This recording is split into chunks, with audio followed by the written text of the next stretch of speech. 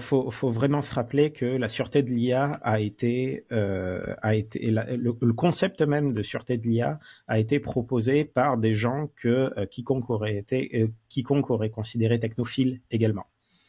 De la même façon que la sûreté nucléaire est avancée par des pros du nucléaire qui voudraient très fort construire des centrales nucléaires qui n'explosent pas, ou que les gens dans des ingénieurs des travaux publics, t'as même pas un domaine séparé, c'est les gens qui veulent construire des ponts, ils ont dans leur job le fait de, au fait, on va faire en sorte que le pont ne s'écroule pas. Ça fait partie du job, tellement c'est évident que quand tu fais de la technologie à grande échelle, quand tu as des choses qui peuvent impacter des millions, et dans le cas de l'IA, possiblement des milliards de gens, tu essaies de construire avec une prévention des risques.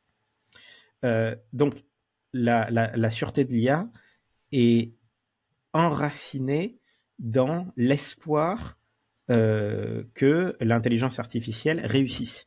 Et là, je fais une citation quasi directe de Stuart Russell et co-auteur de Intelligence Artificial A Modern Approach, qui est le manuel de référence pour les étudiants en intelligence artificielle. Et dans la conclusion, il demandait qu'est-ce que ça fait si on réussit ? Qu'est-ce que ça fait si le domaine de l'IA, qui est de faire des machines qui font des tâches extrêmes, réussit ? Mais réussir, ça fait un impact.